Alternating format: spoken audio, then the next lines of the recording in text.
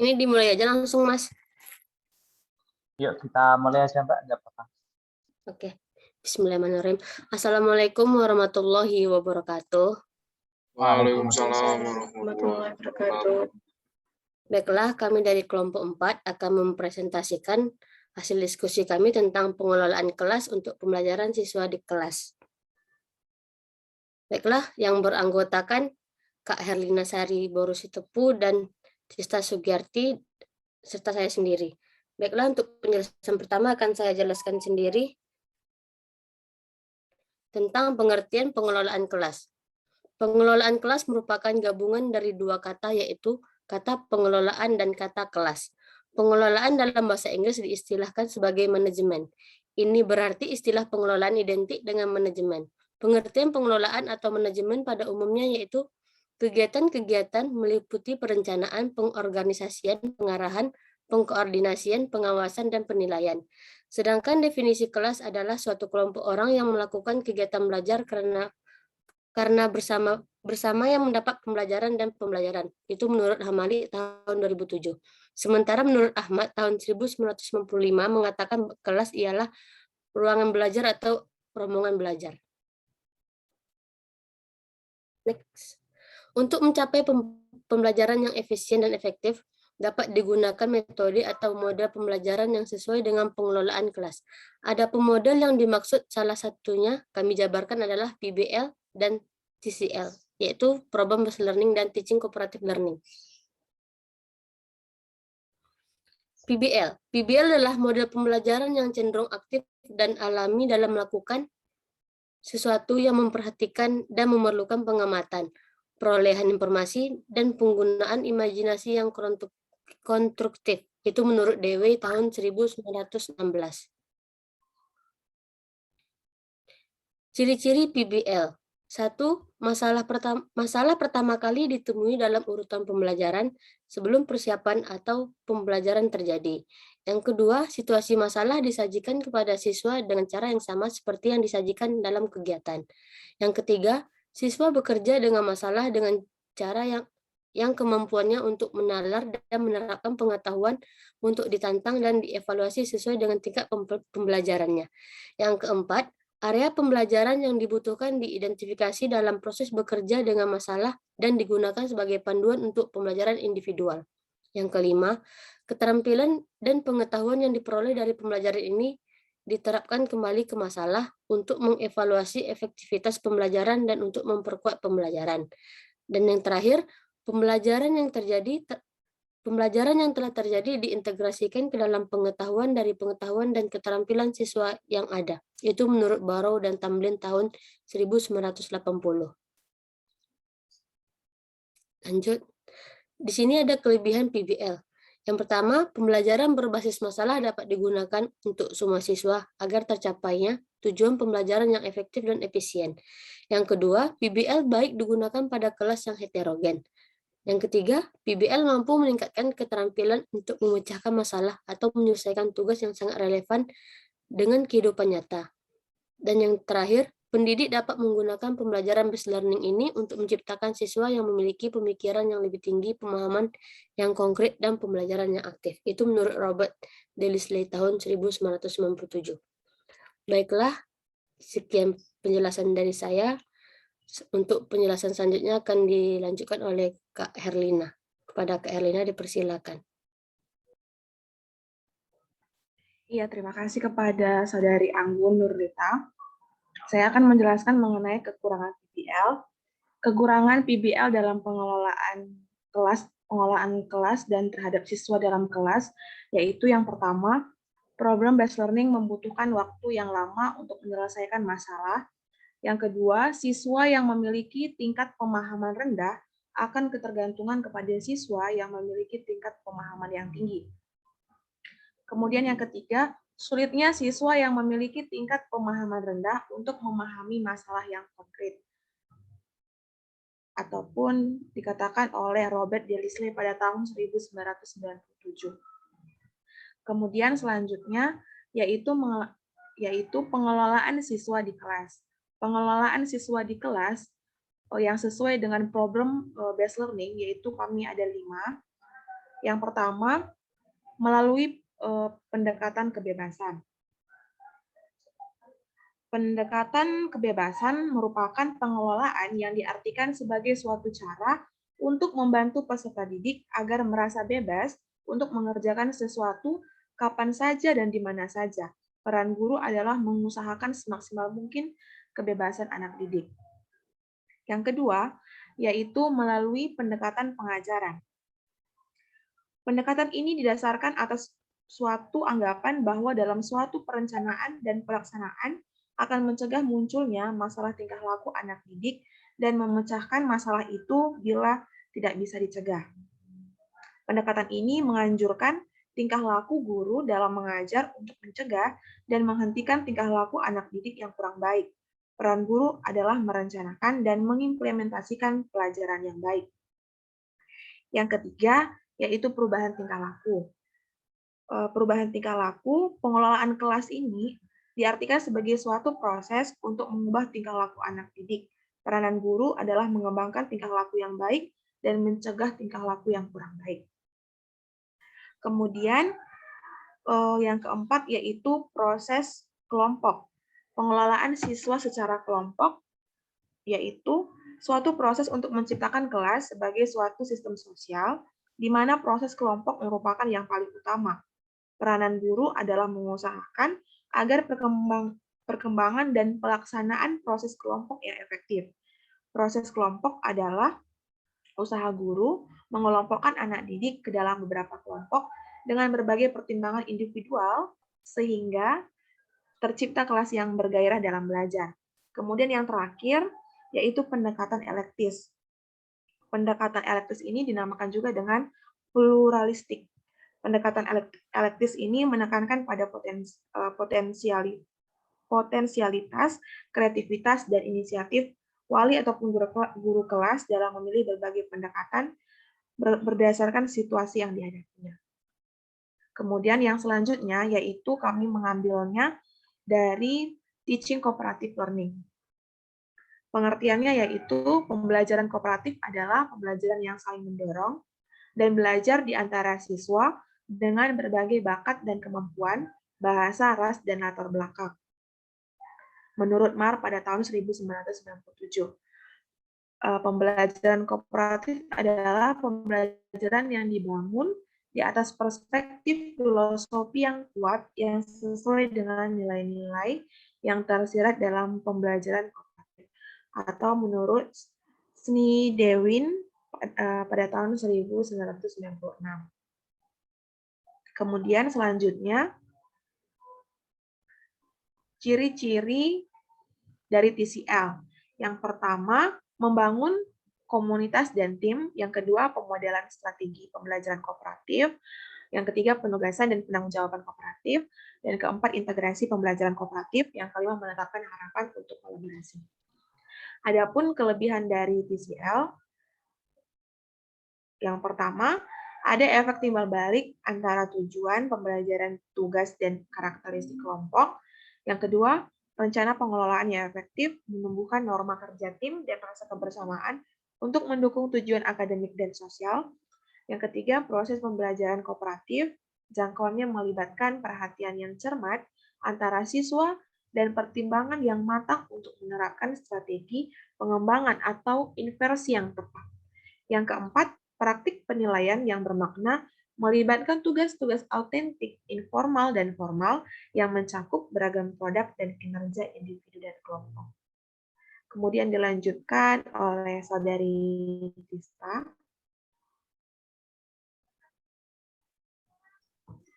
Oke, baik, terima kasih. Untuk kekurangan TCL, ini meliputi adanya kemungkinan ketidakstabilan peserta didik dalam bekerja pada kelompok di kelas. Selanjutnya yaitu banyak peserta didik yang tidak senang apabila disuruh bekerja sama dengan yang lain. Selanjutnya, perasaan was-was kepada peserta kelompok akan hilangnya karakteristik atau keunikan pribadi peserta didik karena harus menyesuaikan diri dengan kelompok.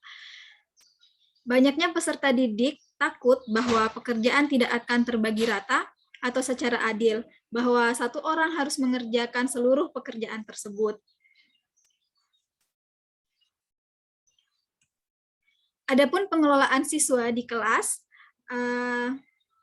yang pertama yaitu melalui pendekatan kekuasaan, di mana pengelolaan kelas yang diartikan sebagai suatu proses mengontrol tingkah laku anak didik, di mana guru berperan untuk mempertahankan kedisiplinan di dalam kelas, sesuai kekuasaan dalam norma atau aturan yang telah diberikan. Selanjutnya yaitu melalui pendekatan ancaman, di mana pendekatan ancaman dalam pengelolaan kelas adalah proses untuk mengontrol tingkah laku anak didik dengan cara memberi ancaman, misalnya melarang peserta didik untuk mengejek, menyindir, ataupun memaksa satu sama lain. Yang ketiga yaitu melalui pendekatan resep, di mana pendekatan resep ini dilakukan dengan memberi satu daftar yang dapat menggambarkan apa yang harus dan apa yang tidak boleh dikerjakan oleh guru dalam mereaksi semua masalah yang ada di dalam kelas. Dan yang terakhir yaitu pendekatan perubahan tingkah laku, di mana pendekatan perubahan tingkah laku sesuai dengan namanya dalam pengelolaan kelas ini bertujuan untuk perubahan tingkah laku peserta didik. Di sini peran guru yaitu mempertahankan tingkah laku yang baik dan menghindari tingkah laku yang kurang baik dengan cara guru memberi pujian untuk siswa yang mempunyai tingkah laku yang baik atau apresiasi lain, dan sedangkan untuk siswa yang mempunyai tingkah laku yang kurang baik, di sini peran guru itu memberi hukuman atau ganjaran untuk siswa tersebut agar tidak mengulangi tingkah laku yang kurang baik. Baik, demikian presentasi dari saya. Terima kasih atas perhatiannya. Saya kembalikan kepada Saudari Anggun selaku moderator. Terima kasih. Baiklah, terima kasih kepada Saudari Tista. Itulah presentasi dari kelompok 4. Bagi teman-teman yang ingin bertanya, menyanggah, atau menanggapi, dipersilakan.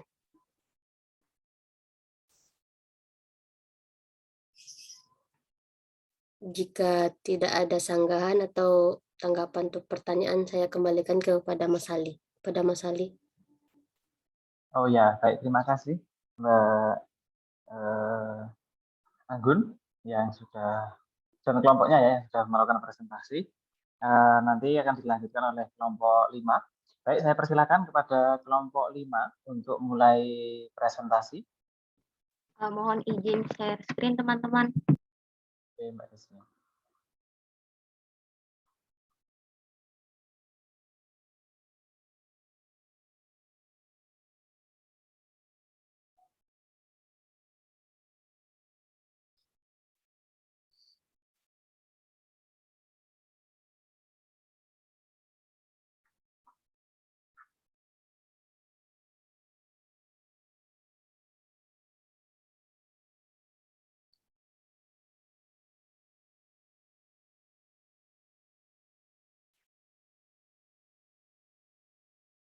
Oke, baik.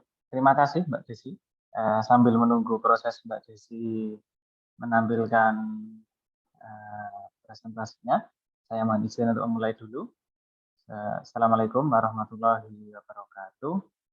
Waalaikumsalam warahmatullahi wabarakatuh. Baik. Terima kasih teman-teman dan kalian yang sudah memberikan waktu dan kesempatannya. Oke. Kalau yang PDF aja gimana Mbak Desi? Kok fontnya hilang? Ya udah nggak apa-apa. Oke, baik teman-teman sekalian, pada kesempatan kali ini kelompok 5 akan mempresentasikan tentang pengelolaan atau pengorganisasian siswa di kelas. Jadi kami akan melengkapi sedikit dan nanti semoga bisa menjadi bahan diskusi setelah presentasi kelompok 4 dan 5 supaya kita lebih mantap. Baik, kelompok kami terdiri dari Mbak Neni Ferdianti, kemudian Mbak Desi Fitriani, dan saya sendiri, Muhammad Ali Said. Baik, sebelum kita masuk, kita akan mencoba metode-metode dalam pengelolaan kelas apa saja yang akan dibahas di kelompok kami. Yang pertama ada diskusi, kemudian ada beberapa ini ya teman-teman ya. Cuma memang yang di bagian akhir ini sebenarnya working with manipulatifnya kami hapus seperti itu. Kemudian sumbernya ini dari mana, nanti sumbernya akan kita sebutkan di belakangan seperti itu. Ini dari McLeod seperti itu. Baik, mohon izin dilanjut Mbak Desi. Oke, yang pertama adalah discussion. Di diskusi ini definisinya yang paling gampang adalah pengelolaan kelas yang berfokus pada interaksi antar siswa, serta didik diberikan kebebasan untuk menyampaikan pengetahuan yang dimilikinya. Diskusi merupakan pengelolaan yang berorientasi student-centered dengan guru sebagai fasilitator pada kegiatan diskusi. Nah, penulis McLeod ini kita jadikan rujukan utama di bukunya, karena memang ada beberapa metode pengembangan tadi. Kemudian minta izin dilanjut Mbak Desi. Oke, nah ciri-cirinya berfokus interaksi pada siswa. Diskusi ini juga sangat dipengaruhi oleh kondisi kemampuan awal siswa, berorientasi pada berpusat pada siswa, dan di sini guru sebagai fasilitator. Oke, untuk kelebihan, kalau diambil dari bukunya yang tadi, kegiatan diskusi ini cocok untuk pertanyaan matematika yang sifatnya open-ended. Jadi kalau kekurangannya memang tidak cocok untuk kalau sudah ada proseduralnya sudah diketahui, maka diskusi tidak cocok ya. Tapi kalau misal yang bersifat open-ended jawabannya, pertanyaannya open-ended, ini akan cocok. Kemudian mampu memberikan stimulus pada siswa untuk aktif dalam berinteraksi di kelas, dan juga guru dapat mengetahui seberapa jauh pemahaman siswa terhadap suatu hal yang didiskusikan tentunya. Baik, untuk kekurangannya, kurang efektif tentu kalau untuk materi matematika yang sudah prosedurnya sudah diketahui ya. Cara menghitung luas lingkaran tentu tidak cocok ketika sampai didiskusikan seperti itu. Kemudian sulit untuk memastikan semua siswa ikut berpartisipasi secara penuh, karena tadi disebabkan oleh poin nomor 3, yakni prior knowledge-nya yang bisa jadi berbeda-beda.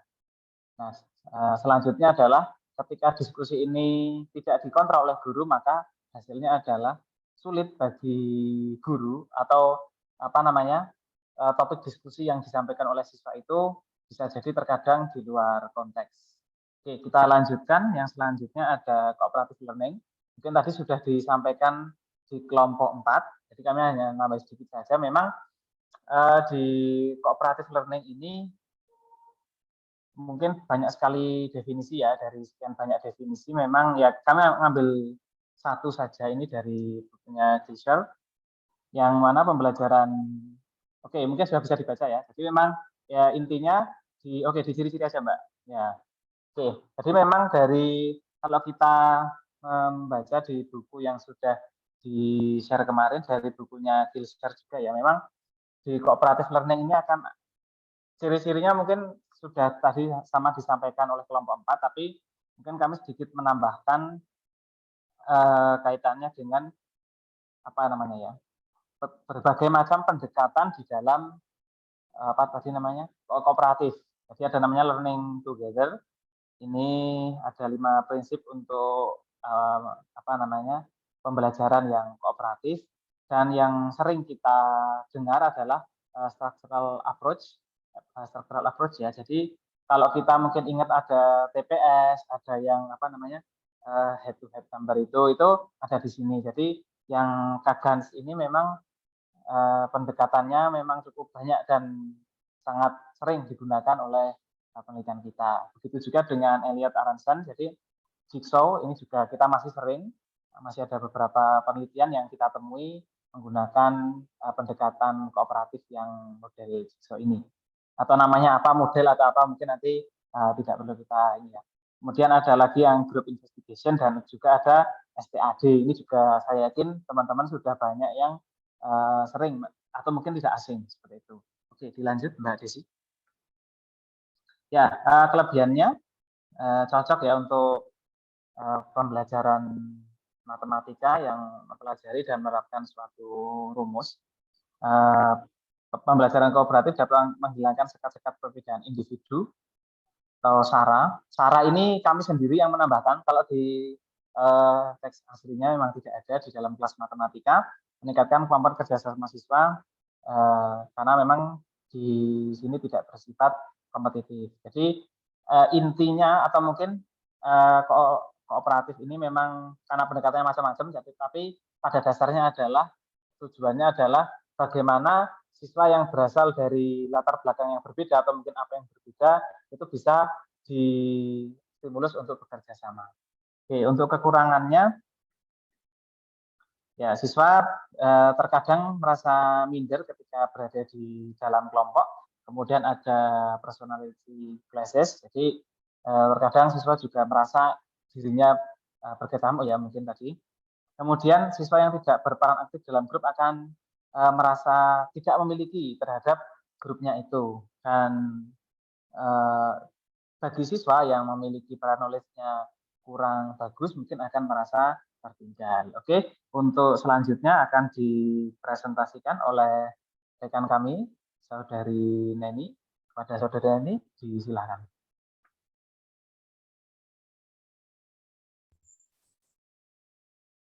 Terima kasih atas kesempatannya, Mas Ali. Baik, saya akan melanjutkan materi kami yang poin ketiga, yaitu collaborative learning atau pembelajaran kolaboratif.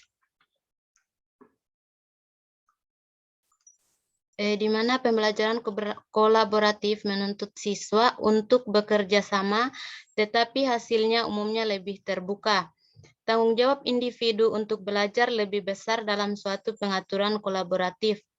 Tujuan kelompok berbeda dari tujuan pembelajaran kolaboratif. Dalam pembelajaran kolaboratif, ada lebih sedikit masukan guru. Siswa berperan lebih besar untuk mengeksplorasi pembelajaran. Guru mendefinisikan tugas, tetapi kelompok memutuskan bagaimana mendekati tugas atau bagaimana menyelesaikan tugas dan menghasilkan produk akhir. Peran guru menjadi lebih dari fasilitator. Tujuan dari kerja kolaboratif adalah untuk belajar dengan kerjasama, interaksi, penelitian, dan penyelesaian tugas. Ciri-ciri dari pembelajaran kolaboratif yang pertama yaitu hasil akhir bersifat open-ended atau terbuka. Yang kedua, guru dan siswa bersama-sama mengeksplor pembelajaran. Dan yang ketiga, guru menjadi fasilitator di dalam kelas. Kelebihan dari pembelajaran kolaboratif yang pertama yaitu siswa bisa belajar bermusyawarah. Siswa belajar menghargai pendapat orang lain, dapat mengembangkan cara berpikir kritis dan rasional. Yang keempat, dapat memupuk rasa kerjasama antar siswa dan adanya persaingan yang sehat. Kekurangan dari pembelajaran kolaboratif itu sendiri, yang pertama, pembelajaran kurang terstruktur sehingga siswa harus lebih bertanggung jawab. Yang kedua, kebutuhan manajemen kelas. Yang ketiga, ketersediaan dari materi. Keempat, berinteraksi dengan siswa tanpa pola tindakan yang pasti. Dan yang terakhir, interaksi yang berlebihan dari anggota kelompok. Poin keempat yaitu project grouping atau project kelompok. Di mana project grouping ini digunakan ketika tujuan suatu kelompok adalah untuk menyelesaikan tugas yang menghasilkan produk atau presentasi. Ciri-ciri dari project grouping ini, yang pertama, siswa bekerja di dalam kelompok. Yang kedua, guru menyediakan tugas dan peran individu dalam tugas. Dan yang ketiga, guru menyediakan rubrik untuk penugasan siswa. Kelebihan dari proyek kelompok ini, yang pertama, grup memiliki lebih banyak informasi daripada suatu individu. Yang kedua, kelompok bisa merangsang kreativitas. Yang ketiga, siswa bisa mengingat diskusi kelompok dengan lebih baik. Siswa memperoleh pemahaman yang lebih baik tentang diri mereka sendiri. Dan yang berikutnya, kerja tim sangat dihargai oleh guru. Kekurangan dari project grouping ini, yang pertama, manajemen materi atau bahan. Yang kedua, penilaian yang tidak adil. pada proyek karena anggota tidak bertanggung jawab. Orang yang terlalu berprestasi dapat memperlambat proses, dan yang terakhir yaitu interaksi sosial yang berlebihan. Yang kelima yaitu loosely formed group atau grup yang dibentuk oleh siswa sendiri secara lepas. Kelompok yang dibentuk secara lepas sering digunakan untuk mencapai tugas-tugas sederhana dalam waktu yang singkat. Ciri-ciri dari kelompok yang dibentuk secara lepas ini, siswa bekerja di dalam kelompok yang dipilih sendiri. Guru menyediakan tugas untuk dikerjakan secara kelompok dan peran anggota kelompok ditentukan sendiri secara mandiri oleh siswa. Kelebihan dari pembelajaran kelompok yang dibentuk secara lepas ini, siswa bisa lebih lepas untuk memilih kelompok masing-masing.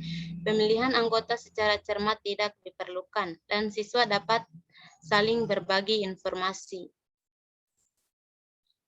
Yang berikut yaitu kekurangannya. Yang pertama, perlu manajemen atau pengelolaan kelas yang lebih besar, dan yang kedua, hilangnya tanggung jawab anggota kelompok. Poin yang keenam yaitu student mentor atau mentor siswa, yang dimana dipasangkan dengan pasangan yang tidak setara atau dengan kemampuan yang berbeda. Yaitu pasangan siswa dengan keterampilan yang tidak setara dilakukan dengan tujuan menyediakan mentor yang siap dan dapat ditangani beberapa cara. Para siswa dapat bekerja sama atau mentor dapat tersedia saat dibutuhkan untuk bimbingan dan konseling. Ciri-cirinya yaitu guru berperan dalam memilihkan pasangan-pasangan antar siswa. Yang kedua, kerjasama siswa sangat diperlukan dalam pengelolaan kelas ini. Yang berikut yaitu kelebihannya dapat melatih kerjasama antar siswa dan siswa menjadi lebih mandiri. Kekurangan dari mentor student ini yaitu yang pertama, mentor memiliki tingkat tanggung jawab. Yang kedua, siswa yang dibimbing mungkin menjadi terlalu tergantung pada mentor. Dan yang ketiga, mentor tidak memiliki keterampilan yang diperlukan untuk membagikan apa yang dia ketahui. Selanjutnya akan dilanjutkan oleh Mbak Desi. Kepada Mbak Desi, saya persilakan. Terima kasih Mbak Neni atas waktu yang telah diberikan.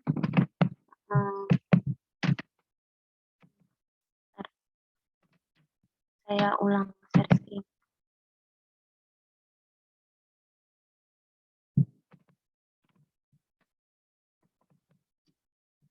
Apakah sudah terlihat teman-teman? Sudah, Mbak. Baiklah, saya akan melanjutkan penjelasan dari Mbak Neni. Selanjutnya itu ada student partnership atau siswa di sini itu bermitra, di mana student partnership ini merupakan kemitraan siswa atau partnership di mana siswa itu memiliki tanggung jawab yang sama dalam bekerja sama, di mana student partnership ini dibentuk dalam rangka misalnya untuk sebagai teman belajar atau dibentuk hanya untuk berorientasi pada tugas. Adapun ciri-cirinya itu dicirikan sebagai proses keterlibatan atau keterlibatan siswa dengan cara melakukan sesuatu daripada hasil itu sendiri. Adapun kelebihannya, student partnership ini tugas itu lebih cepat selesai. Nah, sudut pandangnya yang didapat itu lebih beragam. Selain itu, konflik antar siswa itu menjadi lebih sedikit. Adapun kekurangannya, ketika salah satu anggota dari student partnership ini bermalas-malasan, sehingga anggota yang lain itu harus bekerja ekstra untuk menyelesaikan tugas itu sendiri. Yang kedua, apabila jika salah satu anggota itu tidak membantu temannya atau anggotanya dalam mengerjakan tugas, maka hanya satu orang saja yang bekerja. Selanjutnya itu ada random pairing atau berpasangan secara acak. Random pairing ini cara memasangkan siswa itu secara mudah dan secara acak, tidak memerlukan persiapan dalam membuat pasangan, di mana siswa itu bisa dibuat atau dipasangkan dengan cara menghitung mundur atau hasil dari pilihan siswa itu sendiri. Namun, random pairing ini hanya dapat digunakan untuk dalam jangka waktu pendek karena sedikit pemikiran yang diberikan untuk tuntutan tugasnya itu. Ciri-cirinya itu adalah pasangan siswa dalam random pairing ini tidak ditentukan ditentukan guru secara bebas atau siswa sendiri yang menentukan kelompok mereka sendiri dan tidak memperhatikan kemampuan siswa. Adapun kelebihannya, random pairing ini lebih menghemat waktu karena tidak memerlukan persiapan saat membuat pasangan. Kekurangannya, pasangan acak ini tidak efisien untuk tugas-tugas yang sulit. Selain itu, saat bekerja secara berpasangan cara acak ini, banyak faktanya bahwa pasangan acak ini menyebabkan kebingungan. Misalnya, memasangkan menurut pilihan siswa itu dapat membuat beberapa siswa itu tidak memiliki pasangan. Selain itu, ada terlalu banyak peluang untuk memasangkan siswa yang memiliki konflik pribadi dan yang sama-sama tidak memiliki keterampilan yang diperlukan untuk tugas yang ditentukan oleh guru. Yang terakhir ada independent seat work atau belajar di bangkunya atau di kursi siswa secara mandiri. Independent seat work ini adalah ketika siswa telah mempelajari keterampilan atau pengetahuan. Independent seat work ini dapat digunakan untuk berlatih dan memastikan tingkat pemahaman siswa. Keberhasilan independent seat work ini tergantung pada kualitas pengajaran dan seberapa banyak siswa telah belajar. Ciri-cirinya adalah siswa bekerja secara mandiri, bisa berorientasi kepada teacher center maupun student center. Adapun kelebihannya dapat memantau kemajuan belajar siswa, praktik itu dilakukan secara terbimbing. Kekurangannya, salah satu masalahnya itu adalah manajemen yang paling sulit dari seat work independen ini adalah alokasi waktu yang bervariasi dibutuhkan siswa untuk menyelesaikan tugas. Beberapa siswa itu ada yang baru mulai, terus yang lainnya ada yang masih mengerjakan tugas, dan yang lainnya sudah ada yang selesai. Selain itu, dalam independent seat work ini, apapun yang diputuskan oleh guru itu dilakukan siswa itu tidak boleh merasa bahwa siswa itu sedang dihukum. Misal waktu mengerjakan tugas itu sudah selesai misalnya, sedangkan siswanya itu masih belum selesai mengerjakan tugas. Nah, jadi siswa itu tidak boleh merasa guru itu sedang menghukum mereka. Begitu.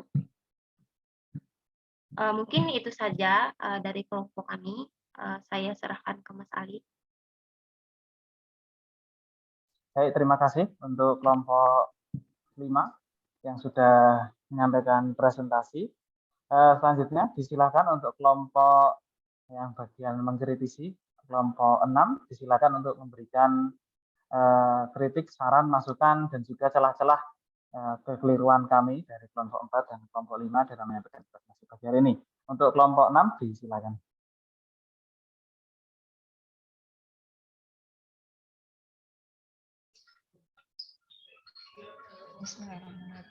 Terima kasih kepada Mas Ali. Assalamualaikum warahmatullahi wabarakatuh. Waalaikumsalam warahmatullahi wabarakatuh. Di sini kami dari kelompok 6 ingin sedikit mengkritisi mengenai penjelasan dari kelompok 4 dan kelompok 5. Sebelumnya perkenalkan, nama saya Rana Anjani dan kedua rekan saya yaitu Saudari Sri dan Saudari Raras.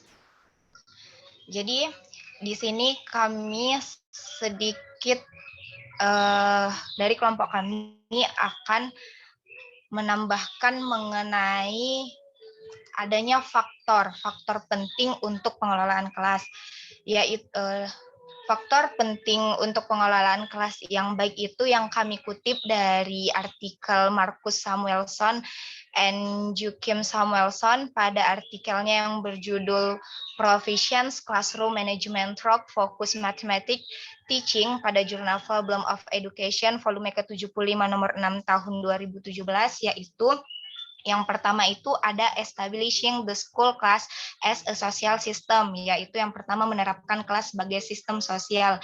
Jadi di sini kelas itu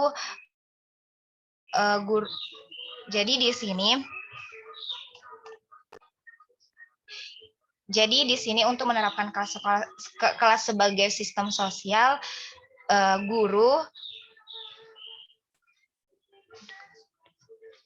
di sini kan latar belakang siswa itu berbeda-beda, ada kondisi siswa itu juga berbeda-beda. Jadi kelas akan guru akan menerapkan kelas sebagai kelas sistem sosial. Jadi siswanya akan bersosialisasi dengan baik. Kemudian yang kedua itu ada creating respectful relationship with each individual. Jadi menciptakan hubungan baik setiap individu. Jadi antara siswa yang satu dengan yang lain harus ada hubungan yang baik. Yang ketiga, establishing a good classroom climate, yaitu membangun suasana kelas yang baik. Yang keempat, establishing struktur, prosedur and rule, menerapkan struktur, prosedur, dan aturan. Dan yang kelima, having clear explanation and motivation the student, memiliki harapan yang jelas serta motivasi kelas. Jadi menurut kelompok kami, penjelasan dari kelompok 4 dan kelompok 5 itu sudah sangat jelas, di mana jenis-jenis pengelolaan kelas itu sudah dijelaskan, yaitu meliputi yang pertama, pengelolaan kelas secara keseluruhan, yang kedua, pengelolaan kelas secara kelompok, ada pengelolaan kelas secara berpasangan, dan pengelolaan kelas secara individu. Di pengelolaan keseluruhan kelas ada diskusi. Kedua, pengelolaan di dalam kelas ada cooperative learning, collaborative learning, project groupings, loosely format grouping. Di situ kan sudah dijelaskan oleh kelompok 5 sangat jelas. Jadi sedikit kritis dari kami, yaitu menurut kelompok kami untuk pengelolaan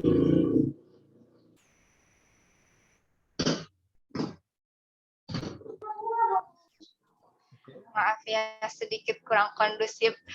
Jadi menurut kelompok kami, itu semua merupakan pengelolaan kelas, tetapi ada sedikit kritis, yaitu di mana kami kurang setuju penjelasan dari kelompok 4 yang memasukkan problem-based learning. Menurut kelompok kami, problem-based learning itu masih kurang cocok untuk dimasukkan ke dalam pengelolaan kelas, karena menurut kami, problem-based learning itu yang dilihat dari pengertian ataupun hal-hal lain yang menyangkut tentang problem-based learning itu lebih terfokus pada pembelajaran, bukan pada pengelolaan kelasnya. Jadi itulah sedikit pengoreksian dari kami. Apabila ada kesalahan, kami mohon maaf. Mungkin ada teman saya yang ingin menambahkan, saya persilahkan.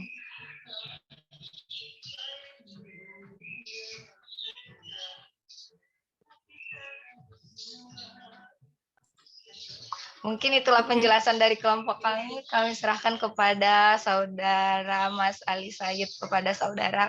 Silakan. Oke, tak dulu. Terima kasih saudari Rana Anjani yang sudah menyampaikan kritikan dan masukannya. Nanti insya Allah akan kami tambahkan untuk perbaikan presentasi. Nanti akan kami upload ulang. Oke, mungkin dari teman-teman ada yang ingin menambahkan atau mungkin ingin memprotes, harusnya tadi yang disampaikan oleh siapa itu bukan untuk pengelolaan kelas, tapi untuk pengelolaan media belajar mungkin. Ya.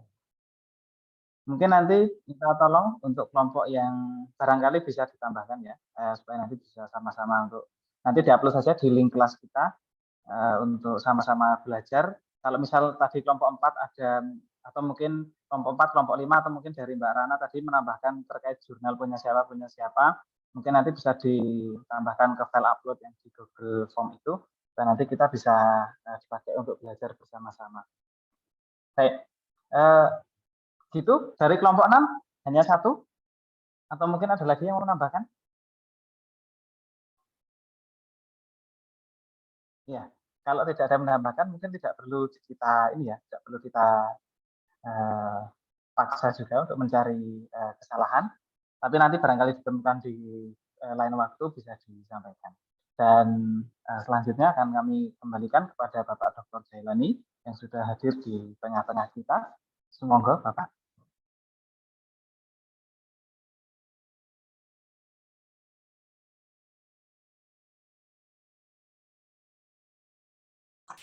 Halo? Ji, Sudah Bapak, belum? sampun. Sudah. Nah, ini sudah dicermati belum buku-buku yang sudah saya kirimkan? Kami sudah membaca juga beberapa dari buku yang Bapak share, Pak. Nah, itu dicermati ketoknya kurang akeh yang dibocor itu. Sudah berapa biji yang sudah dibuka? Kalau yang kami baca yang kooperatif, yang learning yang satu isinya kumpulan jurnal, terus yang punya siapa tadi? Berapa ada dua buku, ada 3 buku kan? yang Masih nambah 1 buku, Pak. Enggak, sayang Gimana, saya Pak? sudah kan ada 6 apa 5 toh? Apa malah 8 itu? Yang sudah dilihat berapa buku? 3 sampai 4, Bapak. Nah, itu ketoknya urung komplit. Sudah saya beri petunjuk toh caranya, lihat sing yang gampang, lihat daftar isinya saja yang sesuai, ya baru nanti isinya itu komentar saya di situ saja, lebih akurat, lebih valid gitu ya. Itu tadi termasuk tadi Mbak Rana, grupnya Mbak Rana itu siapa tadi? Sri Marlisa, Pak, dan Raras Plus Fajar Dini. Mbak Sri Marlisa belum memberi komentar. Belum, Pak. Mencermatinya harus ini kelompoknya 4 tadi saya terlambat. Kelompok 4 itu bahan tayangannya sudah dikirim belum? Sudah, Pak. Sudah, Pak. Di WA. Sudah di WA. Mbak Anggun yang kirim. Mbak Anggun. Kok di WA Anggun belum ada ya? Saya mau lihat kok belum ada. Nah, itu tadi tapi sudah dikoreksi sama Mbak Rana tadi. Ya itu saja. Sekarang untuk semuanya saja dengan bersumberkan buku-buku itu dibuat ringkasan. Ya. Diberi ringkasan yang termasuk pengelolaan subjek belajar, penataan, pengelolaan subjek belajar. Subjek belajar itu guru dan siswa gitu ya, pendidik dan peserta didik. Nah, ini dibuat ringkasan macamnya apa saja 1, 2, nanti ada tugas kelas mengumpulkan gitu ya. Sekarang setiap kelompok, bukan hanya kelompok 4 dan 5 atau 6, tapi semua ya sekarang ya mencermati supaya Mbak Sri Marlisa, wih kerja, ayo Mbak Sri Marlisa nambah-nambahi, ojo diborong sama Mbak Rana saja komentarnya gitu ya. Mbak Sri Marlisa sehat toh? Sehat, Pak, alhamdulillah. Ya wes, saiki ya silahkan menggunakan apa perlu dibuat kamar-kamar lagi. Saya jadikan host, silahkan kalau mau break room apa membuat jadikan host Mas. Mas Ali, kalau per kelompok mau kamar sendiri-sendiri untuk berdiskusi ya tak jadikan host ya Pak. Mas, silahkan di. Ya Bapak, itu sudah saya angkat jadi host. Sudah. Sudah, J. Oh ya sudah jadi host toh. Oh ya. Ya, silakan di sesuai kelompoknya Bapak. Iya, break room. Masing-masing kelompok silahkan diskusi jenis-jenisnya ya. Poin-poin yang ditulis seperti yang di Excel itu ya, di file jenisnya apa saja yang masuk itu, macamnya apa saja, nanti kekurangan masing-masing. Tapi kalau itu kan individu, jadi macam-macamnya jenisnya yang tergolong itu apa saja dengan sumber itu. Gimana Mas Ali, sudah jelas? Oke, siap Pak. Berarti kita break out terus nanti biar diskusi di kelompok, oke? Ya, silahkan gitu. Masuk teman-teman.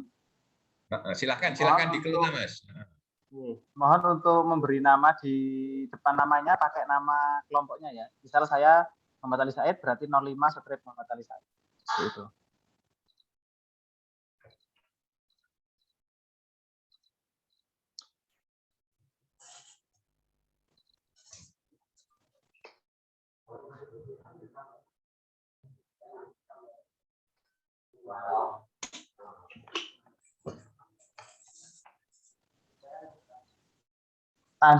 Tadi gurunya yang telat berapa? Anu, 1 tok. Oh ya. Baik, sudah semua teman-teman ya. Oh ya, mana tadi lanjut. Oke. Mbak Laras kelompok 6, Mbak Sherly kelompok berapa ya? Kelompok 8. Oh, kelompok 8. Mbak Laras kelompok 6. Kita saya record dulu.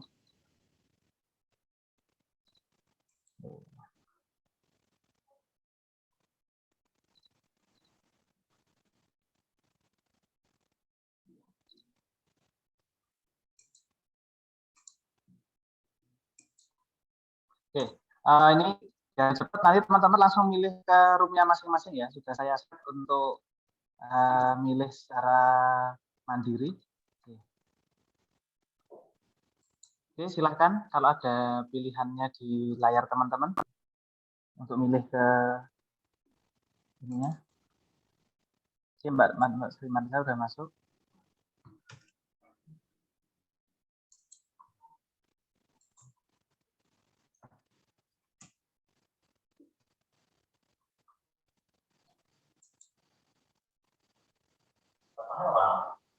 Dua hari lagi paling.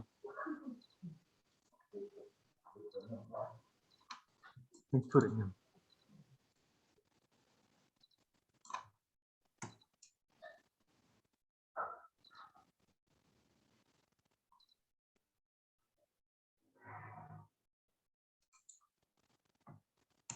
Pak Jailani, saya masuk Ya. kelompok dulu, nggih. Ya, silakan. Mbak Rana kok keluar? Salah kelompok saya.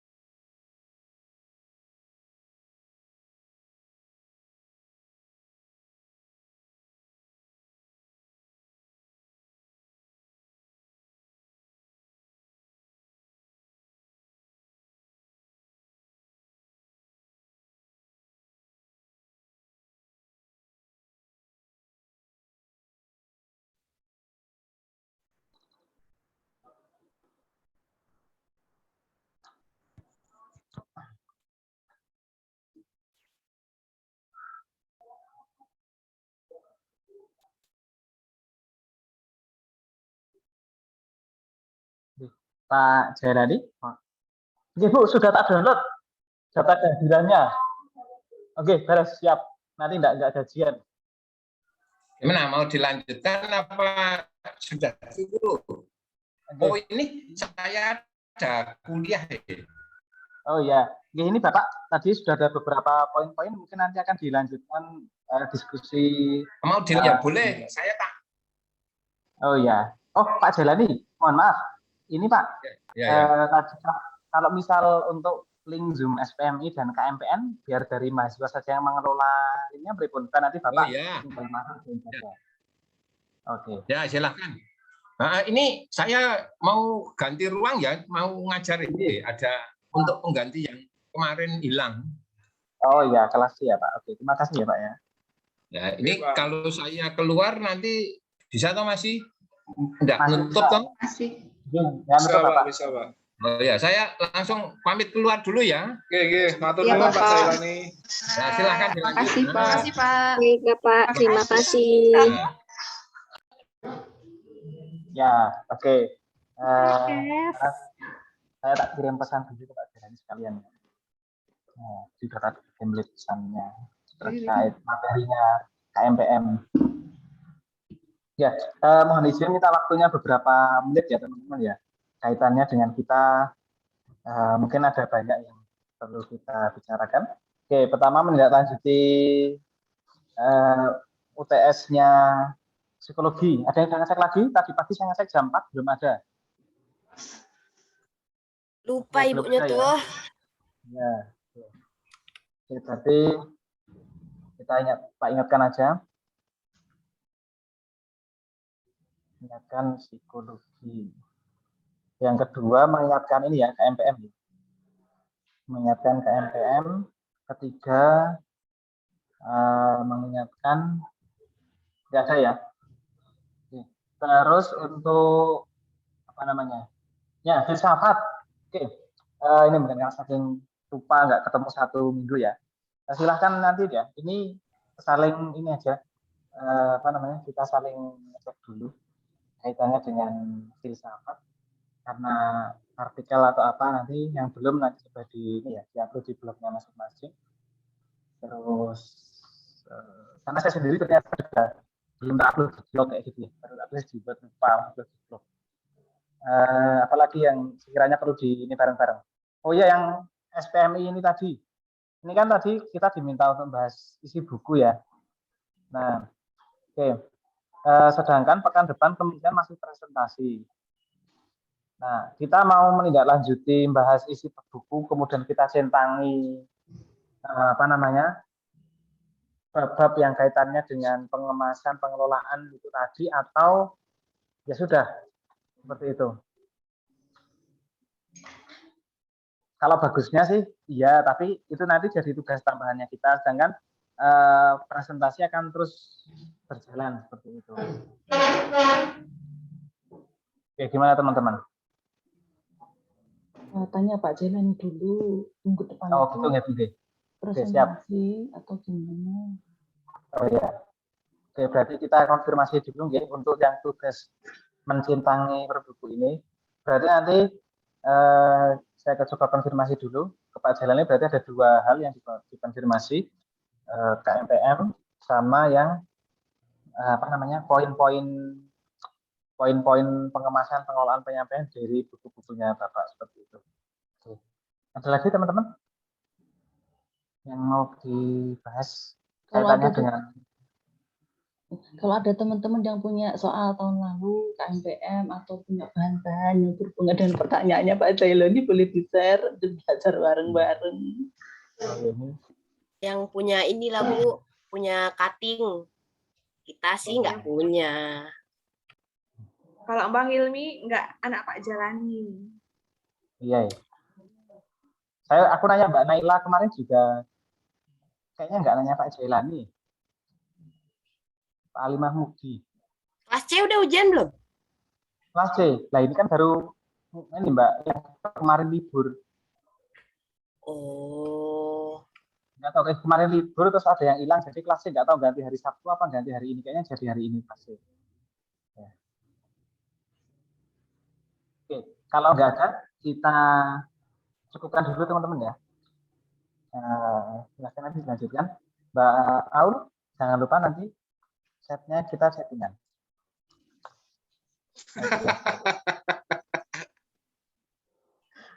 Ya, terima kasih teman-teman. Tugasnya diupload di Google Form ya. Saya berhasil. Terima kasih. Saya cukupkan. Assalamualaikum warahmatullahi wabarakatuh. Waalaikumsalam warahmatullahi wabarakatuh. Waalaikumsalam warahmatullahi wabarakatuh.